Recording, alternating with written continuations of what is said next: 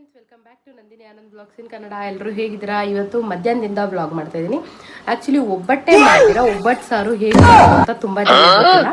So ಇವತ್ತು ನಾನು ನಿಮಗೆ ಹೇಳ್ಕೊಡ್ತೀನಿ ಹೇಗೆ ಮಾಡೋದು ಅಂತ. ತುಂಬ ಜನಕ್ಕೆ ಒಬ್ಬಟ್ಟು ಸಾರು ಅಂದರೆ ತುಂಬಾ ಇಷ್ಟ. ಒಬ್ಬಟ್ಟು ಸಾರು, ಒಬ್ಬಟ್ಟು ರಸ ಎರಡೂ ಕರೀತಾರೆ.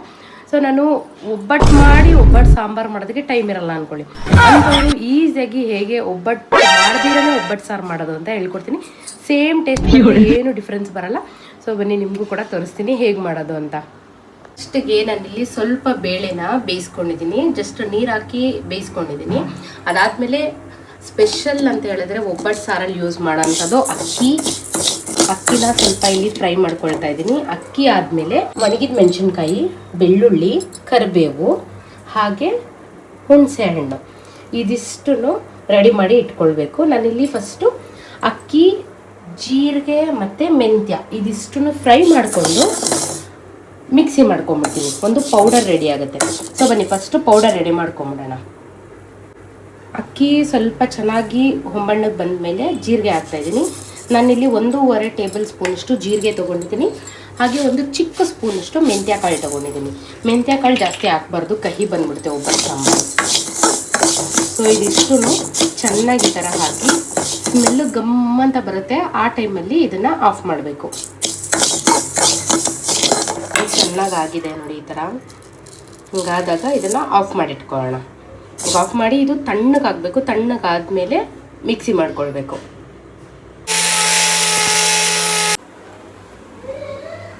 ಈ ಥರ ಫೈನ್ ಪೌಡರ್ ಮಾಡ್ಕೋಬೇಕು. ಆಹಾ, ಸ್ಮೆಲ್ ಎಷ್ಟು ಚೆನ್ನಾಗಿ ಗಮ್ ಅಂತ ಬರುತ್ತೆ ಗೊತ್ತಾ, ಸಕ್ಕದಾಗಿ ಬರುತ್ತೆ ಸ್ಮೆಲ್ ಮಾತ್ರ. ಇಲ್ಲಿ ಹುಣಸೆ ಹಣ್ಣ ನೀಟಾಗಿ ರಸ ಮಾಡ್ಕೊಂಡು ಇಟ್ಕೊಂಡಿದ್ದೀನಿ. ಈಗ ಇದಕ್ಕೇನೆ ಬೇಳೆ ಹಾಕ್ತಾಯಿದ್ದೀನಿ. ಬೇಳೆ ಫುಲ್ ಹಾಕ್ಕೊಳ್ಳಿ ಈಗ, ಯಾಕೆಂದರೆ ಇದಕ್ಕೆ ಒಗ್ಗರಣೆ ಹಾಕ್ಕೊಳ್ಳೋಣ ಅಂತ. ಕುಕ್ಕರಲ್ಲಿರೋಂಥ ಬೇಳೆನೆಲ್ಲ ಆ ಪಾತ್ರೆಗೆ, ಹುಣಸೆ ಹಣ್ಣು ಪಾತ್ರೆಗೆ ಹಾಕ್ಕೊಂಬಿಟ್ಟು ಈಗ ನಾನು ಕುಕ್ಕರ್ನ ರೆಡಿ ಮಾಡಿ ಇಟ್ಕೊಂಡಿದ್ದೀನಿ. ಈಗ ಇದಕ್ಕೆ ಒಂದು ಸ್ವಲ್ಪ ಎಣ್ಣೆ ಹಾಕ್ಕೊಳ್ತೀನಿ. ಅಂದರೆ ಒಗ್ಗರಣೆಗೆ ಎಷ್ಟು ಬೇಕೋ ಅಷ್ಟು ಎಣ್ಣೆ ಹಾಕ್ಕೊಳ್ಳಿ. ಸ್ವಲ್ಪ ಸಾಕೆಣ್ಣೆ. ಸಾಸಿವೆ ಮತ್ತು ಜೀರಿಗೆ ಬೇಕು. ಎಣ್ಣೆ ಕಾಯ್ತಾ ಇದೆ. ಈಗ ಇದಕ್ಕೆ ಸಾಸಿವೆ ಹಾಕೋಣ.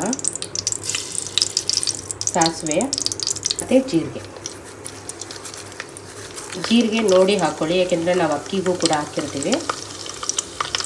ಚಟಪಟ ಅಂತ ಅನ್ನಬೇಕು. ಜೀರಿಗೆ ಮತ್ತು ಸಾಸಿವೆ ಎರಡು ಚಟಪಟ ಅನ್ನಬೇಕಾದ್ರೆ ಬೆಳ್ಳುಳ್ಳಿ ಮತ್ತು ಒಣಮೆಣಸಿನ್ಕಾಯಿ, ಕರಿಬೇವು ಇಷ್ಟು ಹಾಕಬೇಕು. ಹಾಕಿ ಮಿಕ್ಸ್ ಮಾಡಬೇಕು. ಈಗ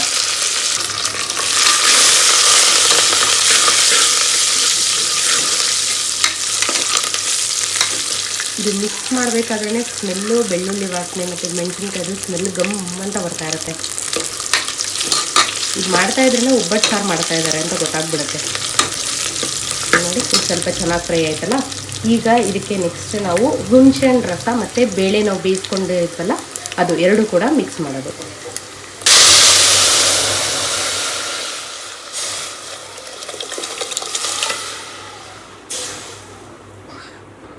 ಹುಣಸೆಹಣ್ಣು ರಸ ಮತ್ತು ಬೇಳೆದು ಬೇಯಿಸ್ಕೊಂಡಿದ್ವಲ್ಲ ಬೇಳೆ, ಅದನ್ನು ಹಾಕಿದ್ದೀನಿ ನೋಡಿ. ಇದು ಚೆನ್ನಾಗಿ ಕುದಿಬೇಕು. ಈ ಟೈಮಲ್ಲಿ ನಾವು ಇವಾಗ ಫಸ್ಟು ಸಾಂಬಾರು ಪುಡಿ ಮತ್ತು ಅರಿಶಿನ ಪುಡಿನ ಹಾಕ್ಕೊಳ್ಳೋಣ. ಇದಕ್ಕೆ ಅರಿಶಿನ ಪುಡಿ ಒಂದು 1/2 ಟೀ ಸ್ಪೂನು. ಹಾಗೆ ಖಾರ ನೋಡಿಕೊಂಡು ಸಾಂಬಾರು ಪುಡಿ ಹಾಕ್ಕೊಳ್ಬೇಕು. ನಾನಿಲ್ಲಿ 3 ಸ್ಪೂನಷ್ಟು ಸಾಂಬಾರು ಪುಡಿ ಹಾಕೋತಾ ಇದ್ದೀನಿ. ದೊಡ್ಡ ಸ್ಪೂನ್ ಬರುತ್ತಲ್ಲ, ಆ 3 ಟೀ ಸ್ಪೂನಷ್ಟು ಸಾಂಬಾರು ಪುಡಿ ಹಾಕ್ಕೊಂಡಿದ್ದೀನಿ. ಹಾಕ್ಕೊಂಡು ಚೆನ್ನಾಗಿ ಮಿಕ್ಸ್ ಮಾಡ್ತಾಯಿದ್ದೀನಿ. ಖಾರ ಏನಾದರೂ ಇನ್ ಕೇಸ್ ಕಡಿಮೆ ಆಯಿತು ಅಂತ ಹೇಳಿದ್ರೆ ನೀವು ಮತ್ತೆ ಸೇರಿಸ್ಕೋಬೋದು ಖಾರನ.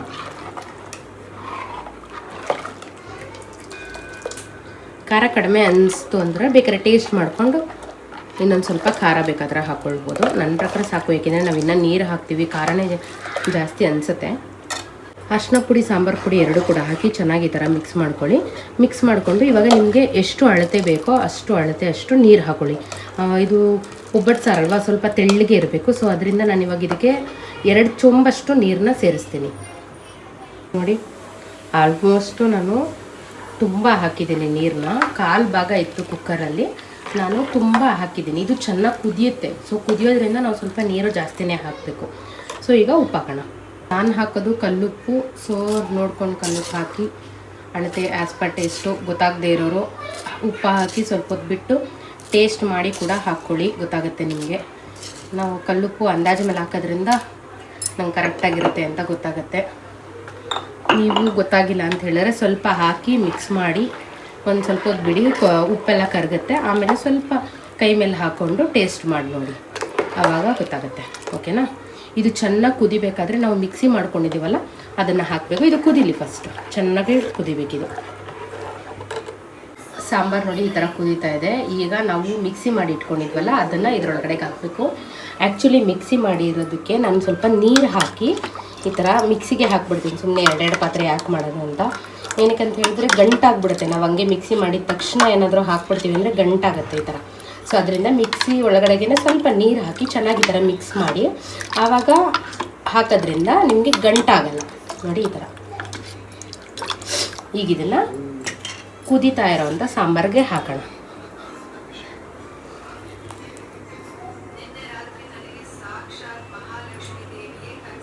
ಮಿಕ್ಸಿ ಮಾಡಿರೋದು ಹಾಕ್ತಿದ್ದಂಗೆ ಸ್ಮೆಲ್ಲು ಸೂಪರಾಗಿ ಬರುತ್ತೆ.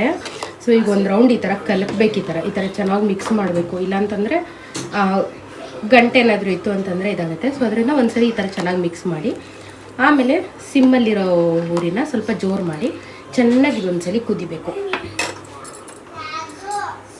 ಚೆನ್ನಾಗಿ ಕುದಿಬೇಕು. ಈ ಥರ ಕುದಿಬೇಕಾದ್ರೆ ಈಗ ನಾನಿಲ್ಲಿ ಇಷ್ಟು ಬೆಲ್ಲನ ಇದಕ್ಕೆ ಹಾಕ್ತಾಯಿದ್ದೀನಿ. ಬೆಲ್ಲ ಹಾಕಿ ಒಂದು ರೌಂಡು ಚೆನ್ನಾಗಿ ಮಿಕ್ಸ್ ಮಾಡಬೇಕು. ಬೆಲ್ಲ ಕರಗಬೇಕು. ಸೊ ಇನ್ನೂ ಚೆನ್ನಾಗಿ ಕುದೀಲಿ ಅಂತ ಹೇಳಿ ಸ್ವಲ್ಪ ಕುದೀಲಿ. ಆವಾಗವಾಗ ತಿರುಗಿಸ್ಕೊಳ್ಳಿ, ಇಲ್ಲಾಂತಂದರೆ ತುಂಬ ಹಾಕಿದ್ದೀನಲ್ವಾ ಕೆಳಗಡೆ ಖಾರ ಎಲ್ಲ ಚೆಲ್ಲೋಗುತ್ತೆ ಅಂತ. ಇಲ್ಲಾಂತಂದರೆ ನೀವು ಹಿಂಗೆ ಸುಮ್ಮನೆ ಹಂಗೆ ತಿರುಗಿಸಿಲ್ಲ ಅಂದರೂ ಹಂಗೆ ಬಿಟ್ಟರೆ ದೊಡ್ಡ ಪಾತ್ರೆ ಇದ್ದರೆ ತಿರುಗಿಸೋ ಅವಶ್ಯಕತೆ ಇಲ್ಲ. ದೊಡ್ಡ ಪಾತ್ರೆ ಇದೆ, ದೊಡ್ಡದಿರೋದು ನಮ್ಮ ಮನೇಲಿ, ಅದಕ್ಕೆ ಈಗ ಚೆನ್ನಾಗಿ ಕುದಿಯೋದಕ್ಕೆ ಬಿಡ್ತೀನಿ. ಸಾಂಬಾರು ನೋಡಿ ಕುದ್ದು ಏನು ಸಕ್ಕತ್ತಾಗಿದೆ ಅಂತ ಸ್ಮೆಲ್ಲೇ ಗಮ್ ಅಂತ ಇದೆ. ಟೇಸ್ಟ್ ಮಾಡೋದು ಇವಾಗ ಬಿಸಿ ಬಿಸಿ ಸಾಂಬಾರು ಹಾಕ್ಕೊಂಡು ಊಟ ಮಾಡ್ತಾ ಇರೋದು ಸಕ್ಕತ್ತಾಗಿರುತ್ತೆ. ನೀವು ಕೂಡ ಮನೇಲಿ ಒಂದ್ಸಲಿ ಟ್ರೈ ಮಾಡಿ. ಸಿಕ್ಕಾಪಟ್ಟೆ ಈಸಿ ರೆಸಿಪಿ ಇದು, ಬೇಗ ಆಗೋಗ್ಬಿಡುತ್ತೆ. ಮನೇಲಿ ಎಲ್ಲ ಐಟಮ್ ರೆಡಿ ಮಾಡಿ ಪಕ್ಕನೇ ಇಟ್ಕೊಂಡ್ರೆ ಬೇಗ ಮಾಡ್ಬಿಡ್ಬೋದು. ಒಬ್ಬಟ್ಟೆ ಇಲ್ದಿರೋ ಒಬ್ಬಟ್ಟು ಸಾಂಬಾರು ಮಾಡ್ಕೊಳ್ಬೋದು, ಗೊತ್ತಾ? ಸೇಮ್ ಒಬ್ಬಟ್ಟು ಸಾಂಬಾರು ಹೆಂಗಿರುತ್ತೋ ಅದೇ ಟೇಸ್ಟ್ ಬರುತ್ತೆ. ಸಕ್ಕದಾಗಿ ಕುದೀತಾ ಇದೆ ನೋಡಿ.